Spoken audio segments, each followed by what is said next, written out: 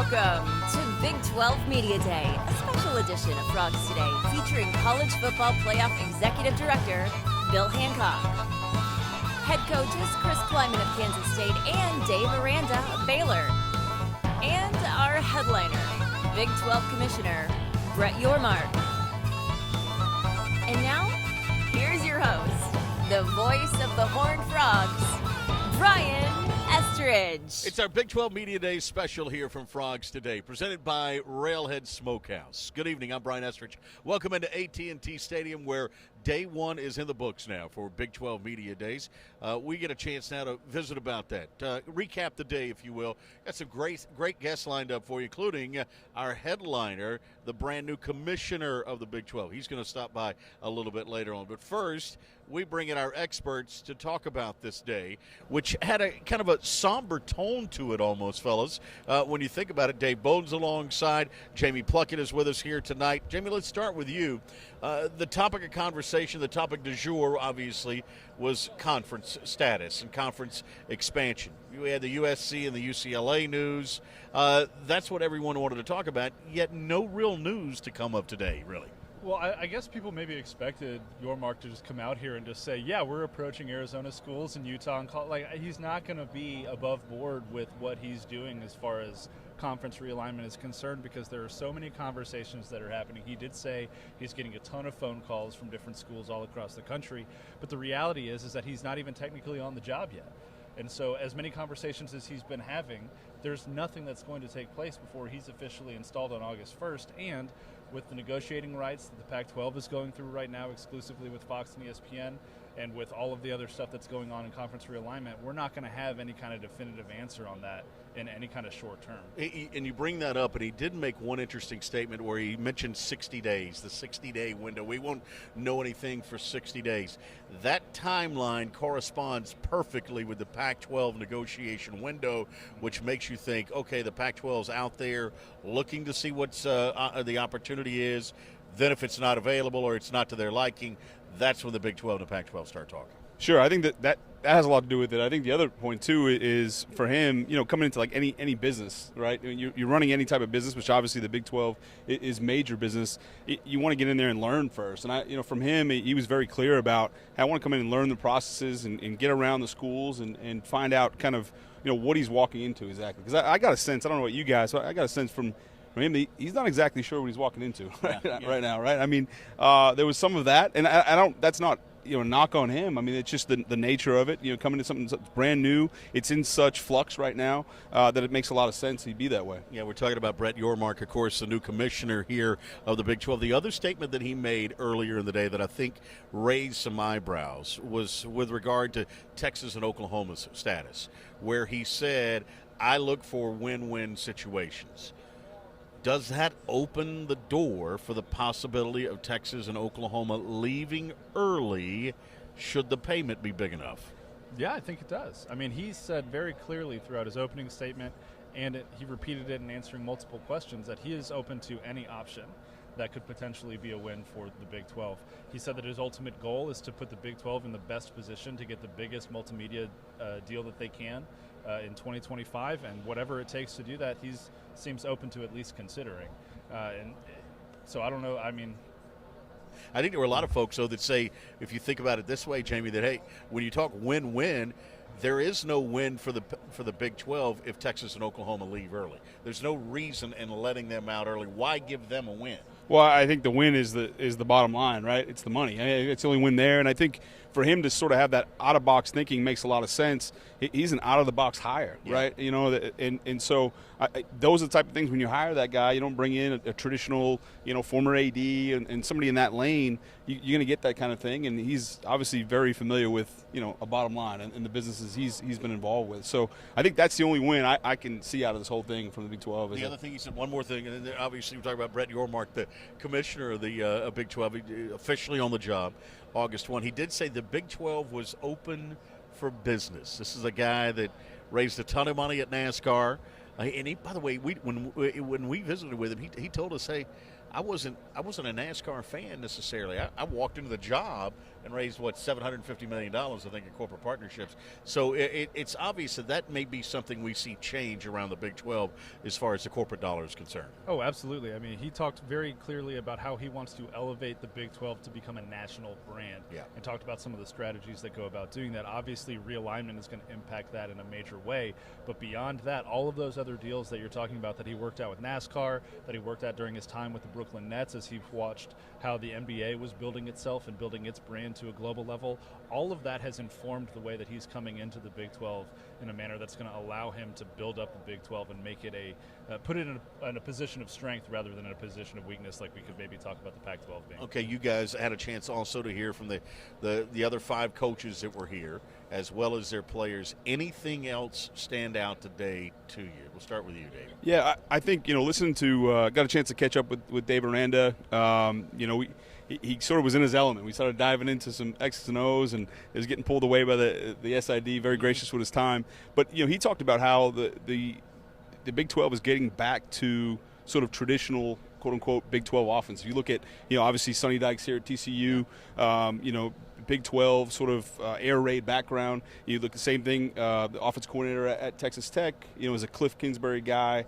You look at West Virginia with Graham Harrell. Yep. So, you're getting back into that. And so he gets into how it's interesting because defenses, it's that chess match. Not only that happens within the game, but it happens from season to season, right? So one of the things he got into, how the defenses played a bunch of games, a bunch of stunts, that sort of thing. And now with bringing in different tight ends and that sort of thing, the defense has to evolve again. So I found that interesting. He's obviously I feel he's a deep thinker, and so it was nice to catch up with him. Other than that, I think there's sort of, everyone sort of, trying to fight for position and do those different things, and depending on where they're at as this thing changes. Mike Gundy was interesting. He's sort of the elder statesman in the league right now as a head coach, and very up front on where he's seeing this thing headed. He's been very outspoken about the NIL up until this point, but he held back no punches today. I thought that was interesting. It's interesting. We are seeing the arrival or the reintroduction of the tight end in the Big 12.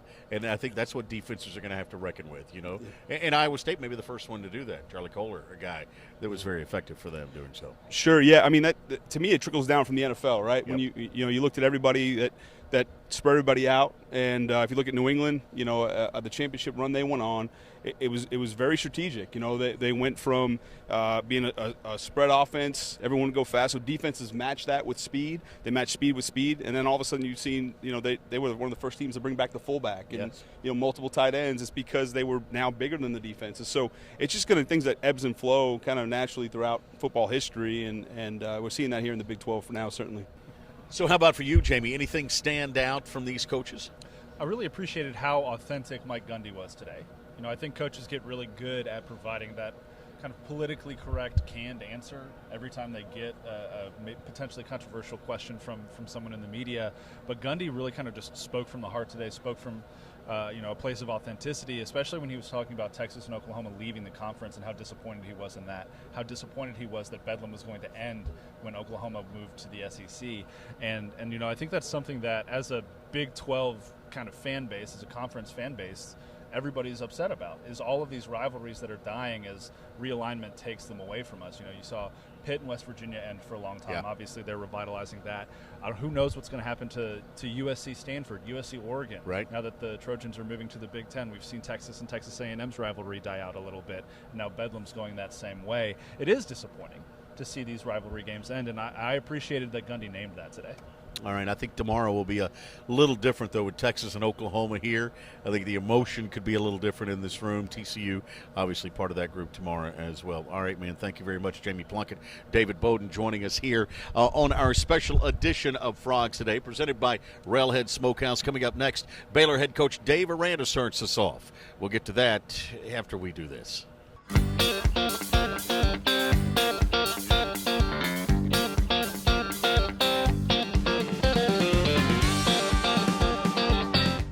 Frogs Today Big 12 Media Day special brought to you by Railhead Smokehouse. Simply the best barbecue in Fort Worth.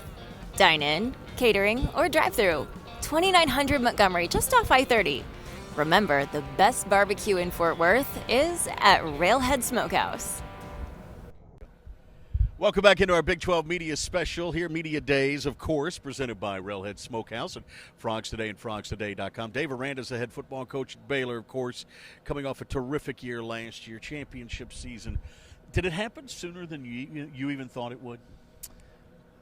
I don't know. That's a good question. I think we were so focused on just daily improvement and really daily belief. I just the last 2 years, I can just remember clearly just talking to individuals and to teams and kind of feeling that I'm opening up to them, and just in their faces and in their eyes, they don't believe anything I'm saying. They don't agree, they don't see it. Yeah. They don't agree. They're not with it, you know?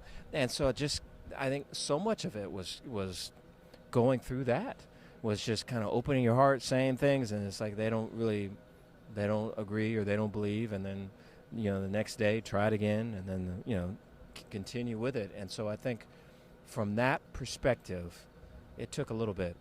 There's a word that people use in athletics, and sometimes they overuse it, and I felt like it was a word that was maybe not emphasized enough with your program, and that's culture. Mm-hmm. And the way that you were able to create a culture. I'm not talking about shift or change or whatever. You created a culture in a short period of time there. Mm-hmm. That's pretty impressive. Well, you know, a lot of it, I mean, for me, so following Coach Matt Rule, who I have a lot of respect for, and I think with Matt, I don't know him that well, but I do feel that he is someone with a lot of energy and a lot of a lot of outward presence. Sure. and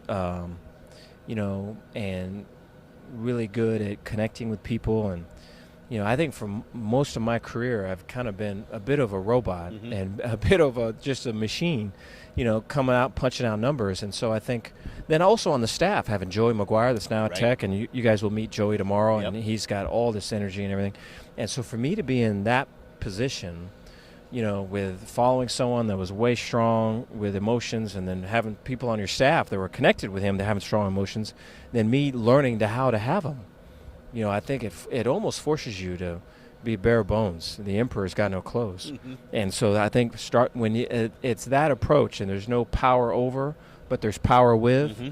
I think you can both grow together. You know, you touched on this in your conversation with the big group out earlier, and you said the new coaches that we're going to see in the league mm-hmm. may force defenses to mm-hmm. change a little bit, may mm-hmm. force styles to change. Give me some insight into that, because obviously at TCU, they're thinking Sonny Dykes will do that. Yes, a lot of respect for Sonny, and so it was with Sonny at Texas Tech, and just I know he's going to do well, and just the culture that he brings and the type of person he is, just way cool. And so I'm you know, wishing him all the best. But I can see offensively there being more of a spread influence now in the league, where I think that has been the case, but the last couple of years, really starting with Iowa State, I believe, you know, the tight ends and more tight ends and 12 personnel and 13 personnel and wing sets and wide zones. You know, I think, that was kind of an answer to all the pressure and all the twists and all the stunts that was an answer to the spread sets, you know. And so I think, you know, now if you play in Iowa State and then you play, you know, with TCU, or you play a Tech, and now, you know, it could be night and day, you know, from week to week. And I think that's good for the league. Yeah. You know, when you have to be able to have answers in your toolbox for all types of scenarios, and, you know, that's what's going to be coming. Final thought: what's it like being picked preseason number one? Does it matter? It doesn't. I think it's just probably another thing, you know. And so there, in a life full of things, it's another thing. But I think when you're in the dark, it's probably easier because no one really sees what you're doing. When you're in the light, it's probably there's more eyes on you. But I think regardless of the lights are on or off, I think what you do in the moments and how you treat other people and how you handle your process, and, you know, are you the hardest thing about having a standard is that you are the standard. I think all those things are really the difference. And so, we'll see. I mean, last year, what were we, 8th or something? Right. And so that shows you kind of how all that much means. Shows you what us as media know, right? Exactly. You know what, though? It is a sign of respect for you and your program. And congratulations on it. No, thank you. All right, thank you. Thanks for the time. That's Dave Aranda, the head football coach at Baylor, of course, joining us here on our Big 12 Media Day special from FrogsToday.com, presented by Railhead Smokehouse. More to come after this timeout. Simply the best barbecue in Fort Worth, with a spectacular menu of heaping plates of ribs, sliced beef, fries, and cheddar peppers. And of course, their world-famous ice-cold schooners of beer and margaritas. Dine in, cater, or drive through from the barbecue landmark at 2900 Montgomery, just off I-30. Remember, the best barbecue in Fort Worth is at Railhead Smokehouse, home of the Sunny Dykes radio show Mondays at 6 p.m. Railhead Smokehouse, simply the best barbecue in Fort Worth. Frogs Today continues our Big 12 Media Day special here at AT&T Stadium, presented by Railhead Smokehouse. And Bill Hancock joins us right now, the executive director of the College Football Playoff. Bill, good to see you. Good to see you, Brian. Thanks for taking time for us. There are so many questions and unanswered scenarios that are out there. One thing we do know, Bill, is college football is finally back with us. Absolutely, and I'll follow that with college football is still extraordinarily popular and successful. And we can't wait till the season starts to see what might happen. When you think about where it was, let's say 10 years ago, let's just go 10 years ago to today, a lot has changed, but as you said, the one constant is the popularity continues to grow, doesn't it? It does. The passion for the game, we're bringing new fans into the game all the time, and I don't want to, I'm kind of tired of all this negative talk about it. There's so many positive stories happening, and there's so much passion for the game that has not eroded at all. And you think about let's talk TCU specific, the Horned Frogs, a team that benefited from the BCS back in the day. People don't realize that, but without the BCS, TCU probably would have never played in the Fiesta Bowl, never played in a Rose Bowl, had that opportunity. Now the question becomes opportunities when it comes to the playoff system. In your mind, will the playoff expand? I think it will eventually, and I say that only because it always has. As you know, we had a lot of discussion a year ago now about the possibility of expanding, and some conferences just weren't ready to do it yet. We'll take up the conversation again before too long, and I would see it expanding at some point. The one thing I know about you, and I'm the same way, is you're also a fan of the bowl games and the bowl system. Can we protect those two? Yeah, we can. College football bowls are unique. No other sport ends their season with a festival. Right. And we need to keep that. And I hear people talking about, the bowls, this or that, and you've got opt-outs. But the fact is the bowls are still extraordinarily popular. Viewership is tremendous for the bowl games. It outrates everything on TV at that time of year except NFL. Great experience for athletes. So, yeah, we're not going to lose the bowl games. We got to meet Brett Yormark, the new commissioner here of the Big 12. He takes, he takes the job August 1 officially. But you look at the top of many of these conferences, and there's new leadership. Does that make your job harder or easier? I become a little bit of a teacher, a little bit of a mentor to explain how everything works. I was thinking this morning, Bob Bowlesby, when he started 10 years ago, well, he'd been in athletics his whole career, and he knew everybody, and he knew everything about it. Excuse me. But being a commissioner is different, and there are not many of you. There's 10 of you in our level, and so not many people you can call to look forward to get advice. So it's a learning curve. Larry Scott had it. Mike Slive had it when he started. Brett will have it. Brett will be a quick study. And, we have of our five, of the Autonomy 5, well, 4 of them are new, and Greg Sankey's the only one that's been there a while. But the others they're getting it, they're figuring it out, and really a fun part of my job is to be that teacher. I like that mentorship part. Final thought here: as an independent voice in college football and one who lives here in the Metroplex, TCU feels like the marketplace is a benefit. TCU feels like the Big 12 is strong, and the future is bright. Is that fair for TCU fans to feel that way? It absolutely is. TCU is such a special place to start with. As you know, we were just talking about Jamie Dixon off the air, and what a wonderful guy he is. And TCU's, this is just a special place. I love traveling after holidays, coming back to the Metroplex and being on the plane with TCU students that are coming back to campus. I love to visit with them about their experience at TCU, and I don't ever talk to anybody that doesn't love TCU.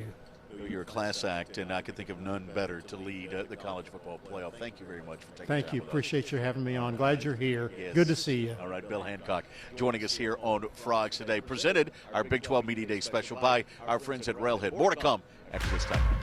Coach David Bowden here at Big 12 Media Days. I'm with Dissecting the Frogs at Frogs Today. We're about to dissect Big 12 Media Days. Come on, take a look. We're here to get our credentials for Media Day. Thank you very much. What's your name? Olivia, where do you go to school? I go to TCU. TCU, go Frogs. All right, you excited about football season this year? I can't wait. Football season is my favorite season of school, so I can't wait to cheer on the Frogs again. Good. Do you sense some new energy with the new coach and program around campus? Yeah, I'm really excited. I think everyone on campus is really excited to change. Awesome. Well, good. Well, we'll report back to you how everything's going with the Frogs down on the field level. Thank you. There's a lot going on here at Big 12 Media Day. It's not just the commissioner who opened it up. There's also every single Big 12 head coach is represented, along with 3 or 4 players from each team. The head coach will get up and address the entire media in front of them all, start with an opening statement, answer some questions from the press, and then sits down and does one-on-ones, including with our own Brian Estridge at frogstoday.com. So there's a lot to see here. It's not just all about chasing Mike Gundy's mullet. All right, let's catch up with Brian Estridge. He looks really busy right now. Looks like he's hard at work, but we'll see if we can catch up with him for a few minutes. Oh, hey there, Brian. Oh, doing all right, doing all right. We kind of went through the tour. We were dissecting Media Day, Right. and saw you hard at work and thought you'd grab you for a couple minutes. How's everything going so far? Good. They're serving lunch. So that kind of made my day. We're getting a chance to hear Mike Gundy. That's who's up here right now. The thing I like about Mike Gundy is he always tells the truth. And he said there's about 50% of the people out there who think they know what's going to happen as far as the conference is right, and there's another 50% who have no idea what's going to happen on the conference right, but 100% of us have no idea, really, what the truth is. And so, but that's been the topic du jour, right, is what's going to happen as far as the league is concerned. Yeah, absolutely. I mean, that's the only thing that we do know is that we don't know, right? Yeah, that's for sure. And you can kind of hear that coming up from coaches from all over, and that's sort of been the buzz is that everyone's trying to postulate and figure out what's going on, but no one truly knows what's going on with this whole deal. You just got to kind of do your job, keep your head down. I did like what I heard from the new commissioner, Commissioner Yormark. I think, hey, we're open for business in the Big 12, but, I love optionality, I think is the word that he used, and he said, hey, it's good to have that, and that you have plenty of options and opportunities out there. And so, hey, I love the fact that it sounds like he's going to be aggressive. Let's figure it out. Good news is TCU, great market. You're in a solid league. You're kind of the leader in the league at this point, so you feel like you're in pretty good shape. Well, I know either way you've got us covered here with frogstoday.com. Excited to have you leading us and leading the charge, and I've seen them rolling through here. So, hey, just so you guys know, these head coaches get in the room, and Bowden he wants to talk X's and O's with them. So if you see some plays out here on the turf at some point, guys getting lined up, that's probably his idea. Just so he's not lying. It's pretty exciting stuff. Welcome back into AT&T Stadium, Big 12 Media Days, presented by our friends at Railhead Smokehouse here at Frogs Today. Chris Klieman's the head coach at K-State, kind enough to give us some time here today. Good to see you, Coach, as always. It's upon us, huh? It is. It's great to be back here in AT&T and exciting times. We still have a couple weeks off, right. But it's football season. You looked at this preseason poll, and I told folks, for me, in 20 years, this was the hardest preseason poll to put together. It feels like you could take one through, well, really all of them, and throw them in a hat, shake them up, and come up with a number. Yeah, there's great parity, I believe, this year, and I think that's attributed to some of the transfer issues, some of the kids that are staying for their 6 years, some of the kids that have left, obviously coaching changes, but there's great coaching in this league, there's great players in this league, and you better have your A game every week. the way that you guys finished the season in that bowl game, the back half of the year, give me some sense of the momentum heading into this year for you. There was a lot of momentum, especially with making the change and Colin leading the offense in the bowl game. We only had 3 weeks of preparation, but you could see guys getting really energized and excited about some of the things we were doing. It carried over into the spring. Most of our defensive kids were hurt in the spring, so everybody stayed healthy just because we had season-ending surgery. When you play in January, that's a good thing to have season-ending surgery. But this summer and this fall camp will be really important and big for us because a lot of new guys meshing with a lot of returners. You know, we were talking earlier with Dave Aranda, the head coach at Baylor, and I thought he brought up an interesting point. He said all the new guys in the league may force defenses in this conference to change a little bit. Do you think that? It very well could happen. I just think that tight ends are a big part of college football now. Iowa State made that over the last 3 years. Thank God Charlie Kohler's not around anymore. Tired of seeing him catch balls over us. But no, it's ever evolving, and we change defenses, and it helped us. We're adjusting some things offensively. You have to continue to evolve and change. Some of it is based on your talent, and some of it's based on what the league is doing too. You know, you talk about this league. We talked about the parity in this league. Sonny Dykes comes in now as the head coach at TCU. He's at SMU, so he's kind of in the neighborhood. Do you guys know a little bit about the changes that could take place in Fort Worth? No, I really don't. The only thing that I always watched was the SMU TCU game because it was always such a big game and big rivalry, and we had coaches that had coached at both schools, you know, Van Malone and Buddy Wyatt and stuff, so they knew all about it, and so I'm excited for Sonny. He's going to do great things. It's not a very far trek across town, but we've got tremendous coaches in this league, and you know, sometimes change is good. Change is inevitable in life, and sometimes change is good, and so whether it's this year with a couple of new coaches or next year bringing more teams in, it's always fun for you guys especially. Yeah. Is it safe to say, final question here, I get a lot of energy out of this Big 12 Media Day this year, the fact that, you know, last year we didn't know that the Texas OU thing was going to happen. This year you know about USC, UCLA, and yet this group feels energized. I feel like we're coming at it from a position of strength. As a head coach, do you feel the same way as a league? Yeah, without question. We didn't know, and then we got the bombshell dropped on us last year. This year it's another league. It's not ours. And what Commissioner Bowlesby did of going and getting 4 really good brands to join our league, I think we're in a position of strength, and I think we're in the haves. Because that's what it is right now. Are you in the haves or the have-nots? And I'm praying and hoping that you know, we're on the haves and continuing to build in this great league. Well, continued success here at K-State, Coach. Thank you for the time. Appreciate it. Thanks for having me. All right, Chris Klieman, head coach of the Kansas State Wildcats, joining us here today. Big 12 Media Days continue, presented by our friends at Railhead Smokehouse here on Frogs Today.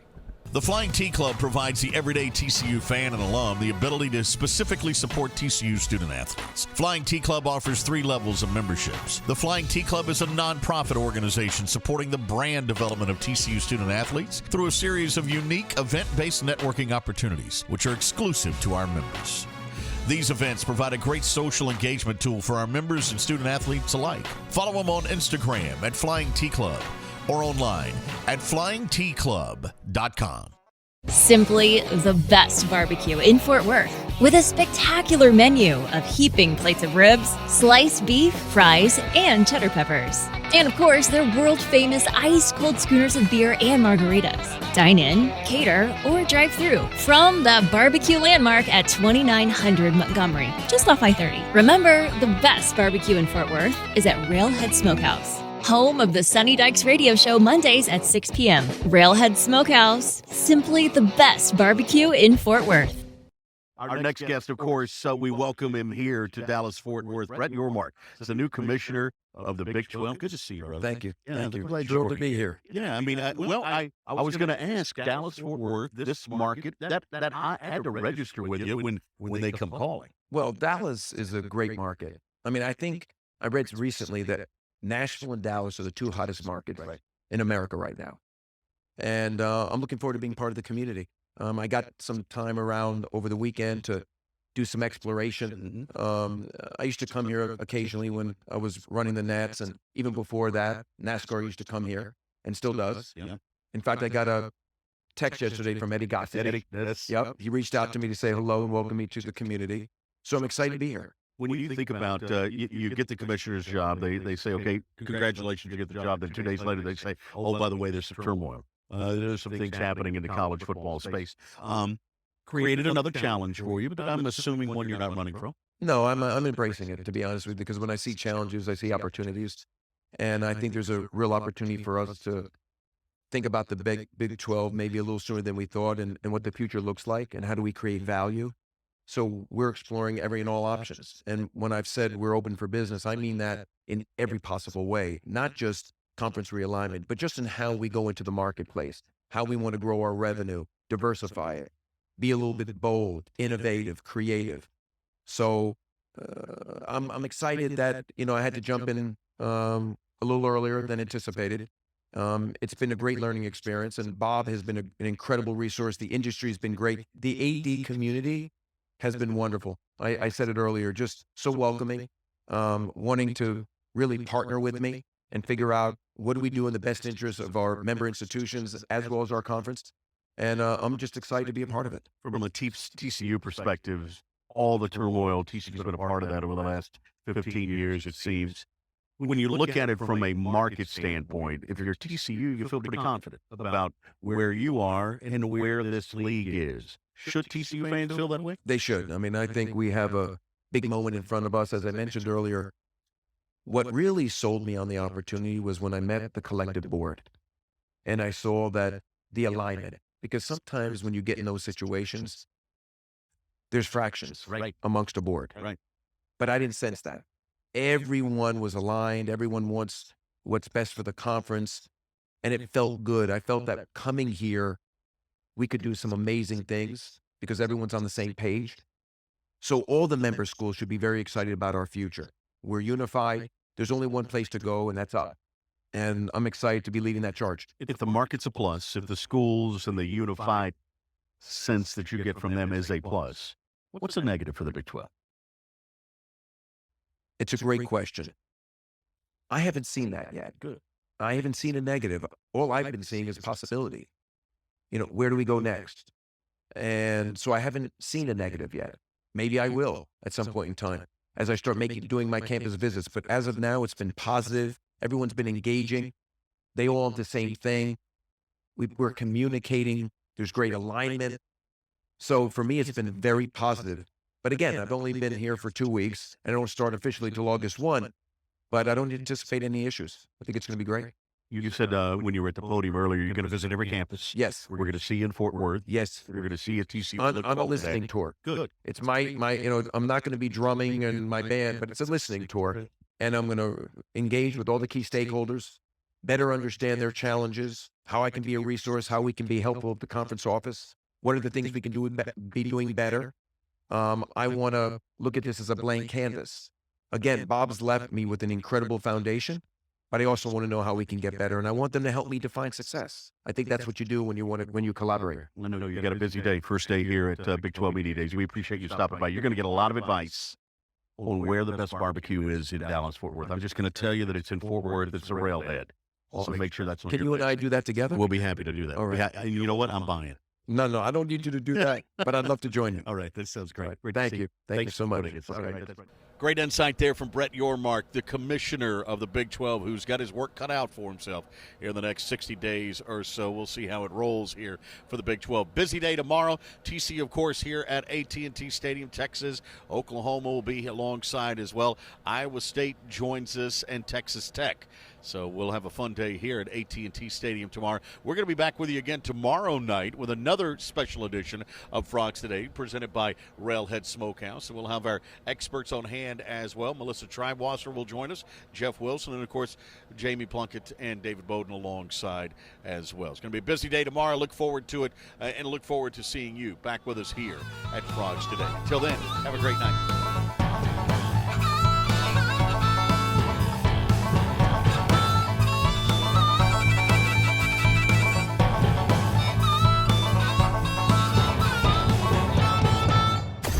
Roxo Media House.